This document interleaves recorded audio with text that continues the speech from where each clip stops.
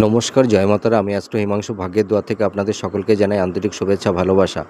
আজ আমি যে প্রেডিকশানটি করতে চলেছি সেটি হচ্ছে যে আপনারা দেখতে পাচ্ছেন হাতের মোটামুটি 4টে আঙুলকে দেখতে পাচ্ছেন। এটা হচ্ছে বৃহস্পতি, এটা হচ্ছে শনি, এটা হচ্ছে রবি, আর এটা হচ্ছে বুধ।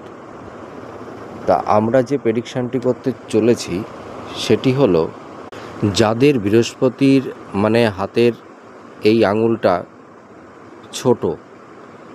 ছোট হয়, দেখুন এক একটা আঙুলের 3টি করে পর্ব থাকে। এটা প্রথম পর্ব, এটা দ্বিতীয় পর্ব, এটা তৃতীয় পর্ব।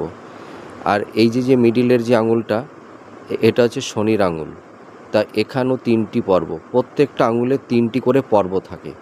তা এই বৃহস্পতির এই হাতের এই যে আঙুলটি যদি শনির আঙুলের ঠিক এই যে প্রথম পর্বের এই যে প্রথম গিঁটটি দেখতে পাচ্ছেন, তো এই যে এক একটা আঙুলের 3টি গাঁট থাকে, 1 2 3। তাই এই বৃহস্পতি হাতের এই আঙুলটি যদি শনির আঙুলের এই যে ঠিক এই যে প্রথম পর্বের এই যে গিঁট, এই গিঁটের সোজাসুজি যদি বৃহস্পতির আঙুলটা থাকে, আপনারা দেখতে পাচ্ছেন এই আঙুলটা কিন্তু এই শনির আঙুলের প্রথম পর্বের ঠিক প্রায় সেম, তাই না?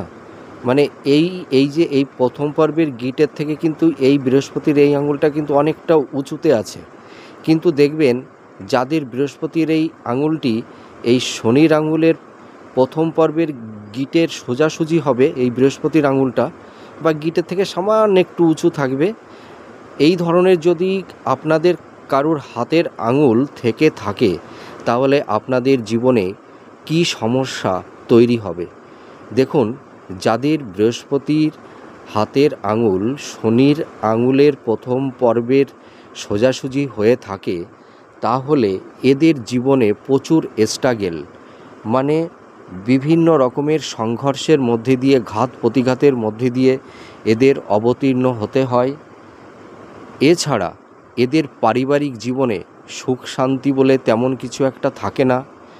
এর পাশাপাশি এরা জীবনে যতটুকু অর্থ উপার্জন করে সেই পরিমাণে এরা সঞ্চয় করতে পারে না। এদের জীবনে সেরকম সেভিংস হয় না, ঠিক আছে?